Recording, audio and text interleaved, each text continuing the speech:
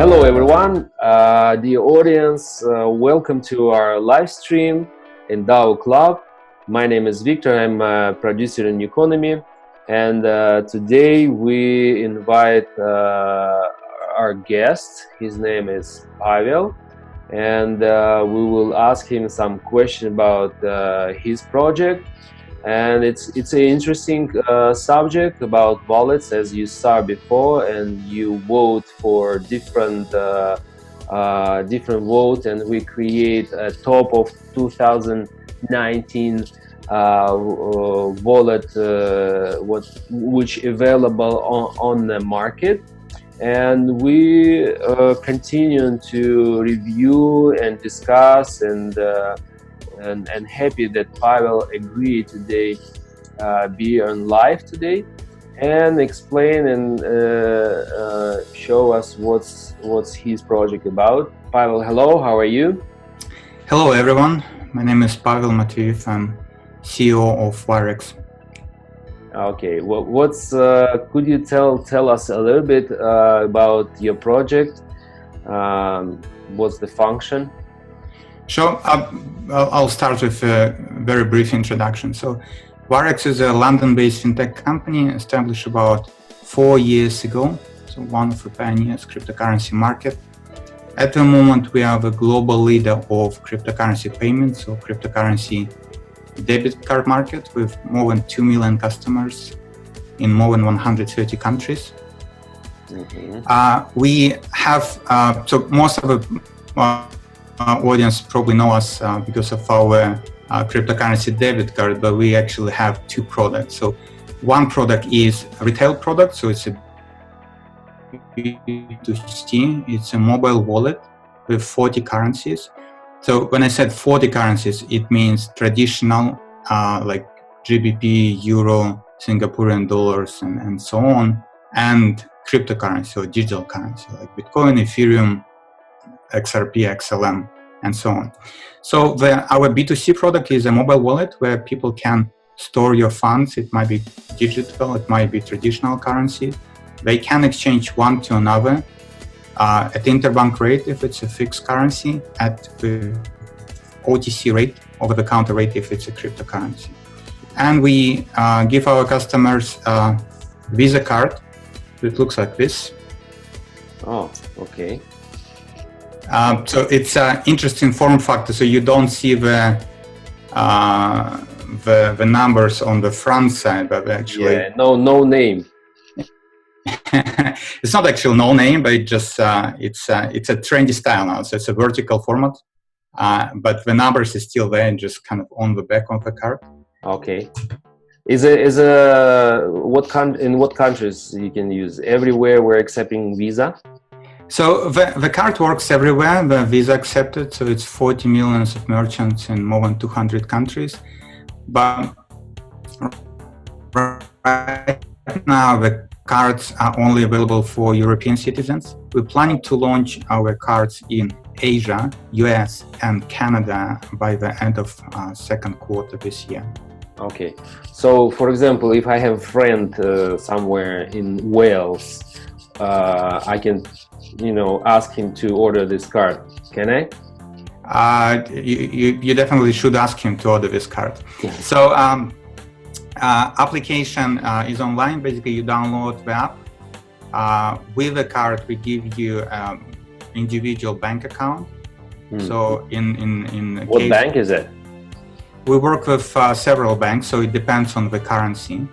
So if it's a GBP, it will be a UK-based bank, which gives you faster payment capabilities. If it's Euro, it will be different bank. If it's Singaporean dollar, it will be another one, which give you, again, the ability to send and receive payments in Singaporean dollars. Cool. So basically how it works, I'm visiting, for example, cafe or restaurant, and when I get the bill, I give them the card and they accept fiat money, and didn't really understand that in reality I pay in crypto, right? Well, that's correct, because One of the problems cryptocurrency adoption is poor merchant acceptance. So it's actually 0.1% of all merchants in the world accept crypto as a payment. So it's definitely not enough. So, example I usually use, and I can't go to Starbucks and buy a cup of coffee, right? So that's why instead of convincing all the merchants in the world to accept crypto, we just use existing network of Visa and MasterCard, existing merchant network of Visa and MasterCard. Mm-hmm. So this is kind of the underlying idea. But it's how we started.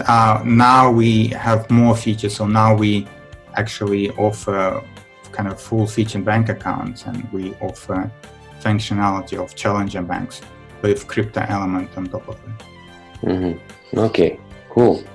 Well, we just last few weeks ago, as our audience asked us to do some process of buying by wallets, and we had a interesting video where our host, our reporter of Newconomy, went to Japanese store, and they use one of the wallets called Bitcoin OX, and they just bought she just bought the headphones in the shop, and she bought that through this wallet by QR code. Will your product available for payment straight away in for example Japanese shop by QR code? This is a good question. So it will be available because we support deposit and transfers in all the currencies, but I just wanted to add about Japan. So we actually have an office in Tokyo, so it's Varex Japan, based in Marunouchi area, and I personally experienced kind of the same behavior when I went to Big Camera. So Big Camera is a big retail store in Tokyo, mm-hmm. where people can buy electronic goods with mm-hmm. cryptocurrencies. But it's a cool idea, and I think that people then see that they have this kind of wow factor. But to be honest, that user experience is not perfect. So in my example, for example, I went to a Big Camera and I tried to pay with Bitcoin. Mm-hmm. So first of all, I think I did this test at the end of 2017. Mm-hmm. So when Bitcoin was like 20K per Bitcoin. Mm-hmm. And obviously the price per transaction or cost per transaction was quite high. So what I did, I tried to buy a flash drive, which cost $10, and I paid $40 as a transaction fees. And when I was kind of waiting like for 10 minutes for confirmation of my Bitcoin payments. So while idea of using crypto for payment is great, and I'm a big believer that there will be virtual currency or cryptocurrency used as payments, not as a digital gold, I think user experience is still not there. And the solutions like Visa cards or other type of cards can be this kind of step forward or first step towards mass adoption. And maybe later on with other cryptocurrency, or maybe once the Lightning Network is developed on the Bitcoin protocol, we will see kind of more payment use cases.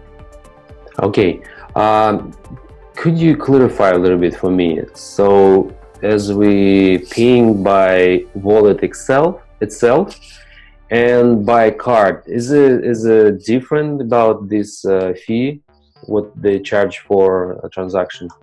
For customer, no. Mm-hmm. For merchant, obviously card payments is not super cheap. Usually merchants pay around 3 to 5% to card schemes, right? I'll give you an example. So if I have a shop and I accept Visa MasterCard payments, I pay 3% in case of debit or prepaid card, or 5% in case of credit card to Visa or MasterCard or UnionPay or JCB.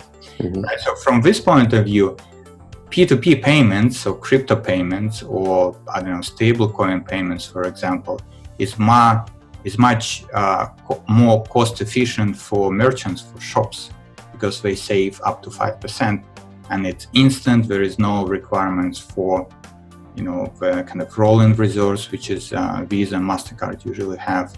It's an instant settlement compared to 2 weeks settlement from Visa and MasterCard. Mm-hmm. Okay. So thank you for this good information. I think it will be very interesting for our audience to know these little details. Let's back to your project. It will be I don't remember that you mentioned about that. When did you launch your wallet? How long ago? So the company is incorporated in 2014. Mm-hmm. So January 2015. So the kind of the next year after company incorporation, we launched our first card. We're actually known as the first company in the world who, back in the days, launched Bitcoin debit card. Okay. But yeah, it was I think beginning of 2015. Still early in the industry. Still Bitcoin was probably 200 per Bitcoin. Bitcoin was kind of dominant back in the days, probably 90% of market share. So yeah, it was a very interesting time. Okay, and what's the plan? I mean, right now is do you have enough budget to develop in the future product, or right now it's very popular IEO? Maybe you're planning to do any IEO, or what's your plan? So in terms of funding, we are backed by a big Japanese financial institution, SBI Group. We self-sufficient in terms of expenses and revenue. Obviously, we are not kind of a new company pitching the new idea. We have a decent client base, the largest actually among cryptocurrency debit card providers. Mm-hmm. In terms of our plans, we've recently launched the second product, which is focused on businesses. Mm-hmm. It's called Surprise Warex Business. Basically, it's a corporate bank accounts with secure cryptocurrency wallets. So there is a huge demand mainly from small medium enterprises for opening bank accounts or to get access to banking rails or payment rails and so on and so forth. So B2B is one of our priorities because there's a huge demand, and we do believe that once we provide this functionality to businesses, we will see kind of more services focusing on real-time use cases, and the adoption will be better as well. Apart from the product roadmap, we are focusing on geographical expansion. So as I previously mentioned, we launching in Asia, US and Canada literally in a month. So big market for us, very, very exciting year. Okay, good. Congratulations. Thank you. So you mentioned about a little bit security, and the question came in my mind because we right now we're testing few wallets, and today I mentioned about this wallet Bitcoin OX. It's a new product coming in the market, and we're trying to test it to provide more information for our audience what product they can choose, and we just barely testing them about security, and we found out that they have a encourage backup with this 12 words to recover backup. They have a real multi-feature and proof of ownership. They have a support 24/7. Do you have any kind of this security in your wallet, or maybe additional, or what kind of security you provide on your wallet, on your product? Sure. So just before I go to our security features, this is actually one of the biggest problems in the industry, the lack of security standards. So every wallet is trying to invent a wheel and introduce this or that feature.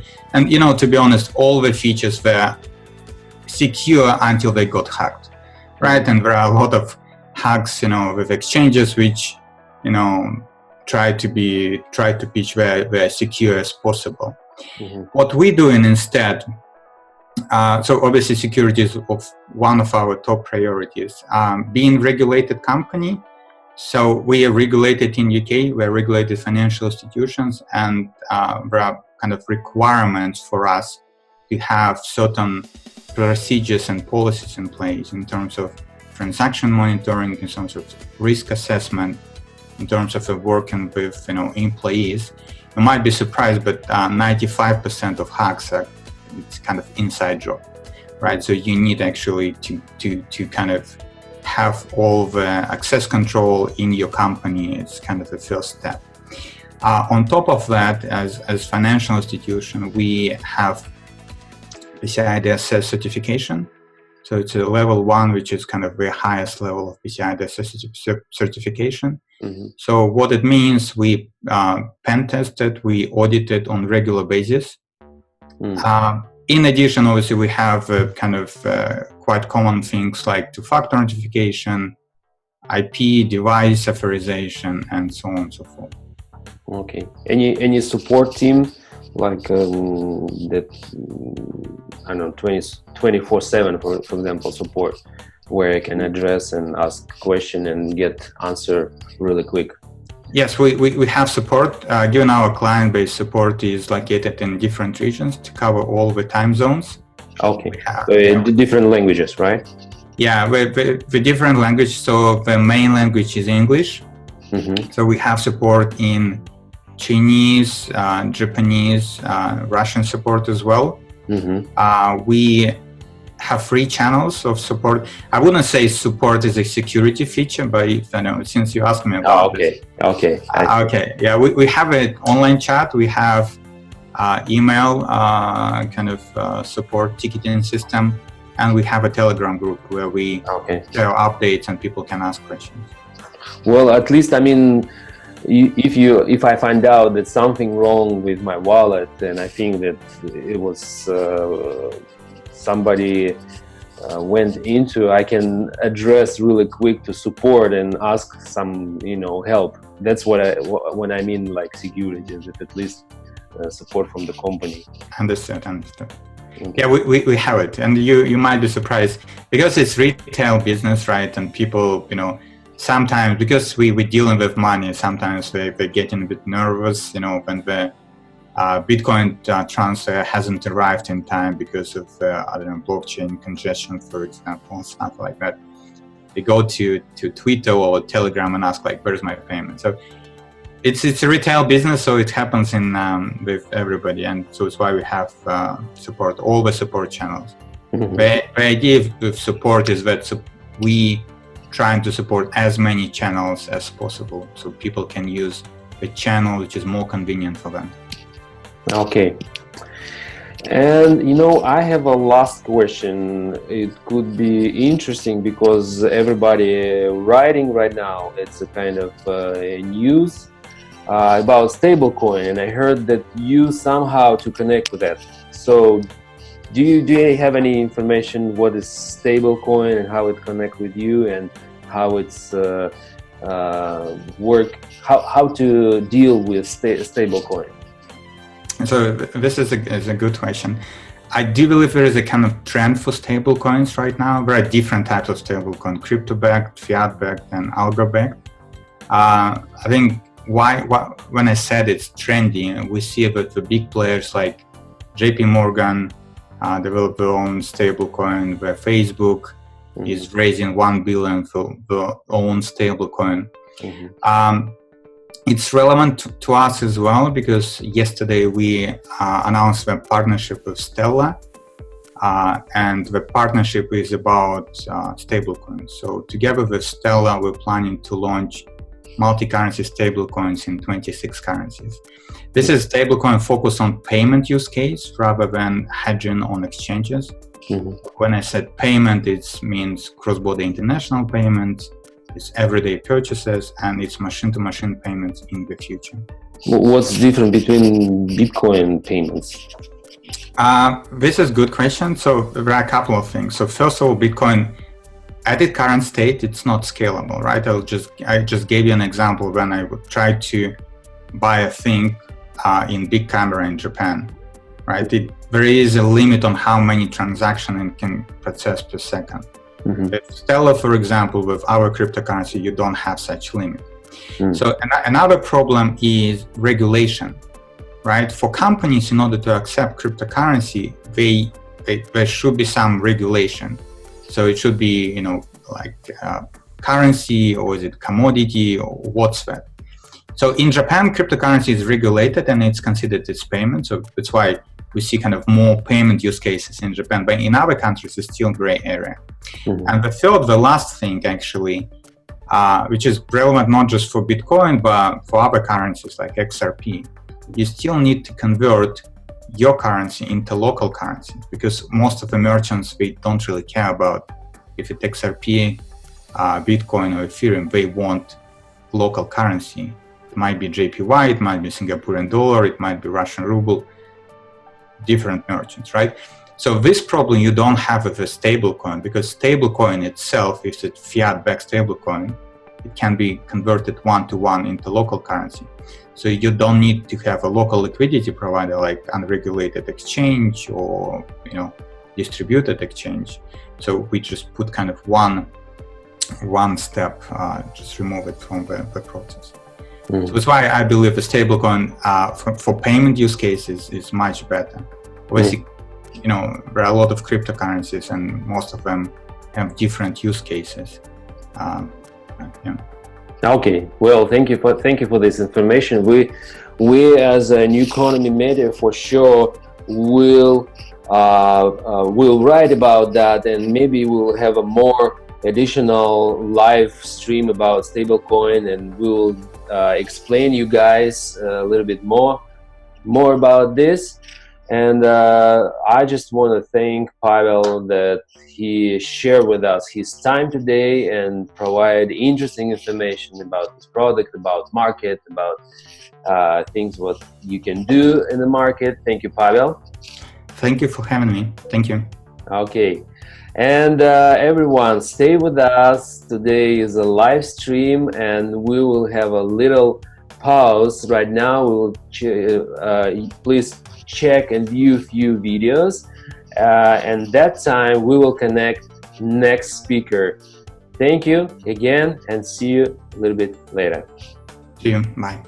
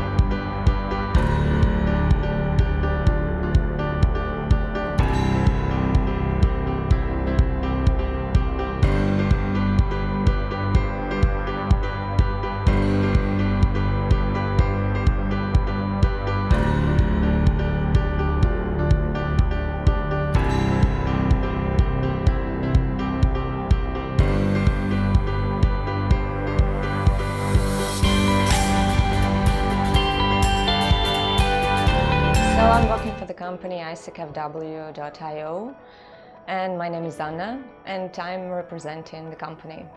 We are the developers who are working with optimization and systematization of mining systems. So the main idea is to raise the efficiency, which results in income raise for the clients. So we developed our own technology for the software for the work of miners. Actually, we took the initial one from the developer and removed the issues, and also added a system control which allows to increase efficiency. That means it allows to decrease the energy consumption and increase the capacity, or do something in the middle. So our customers are ASIC owners and farms owners, and also mining hotels owners, and there is also a partnership program which we are introducing. So this happens because our software allows to decrease really the energy consumption and increase the capacity. Or you can just increase the capacity with the same energy consumption, but still you have your income increase with no investment. We've been working since 2017, and currently we have developed the firmware, the software for all Bitmains and miners.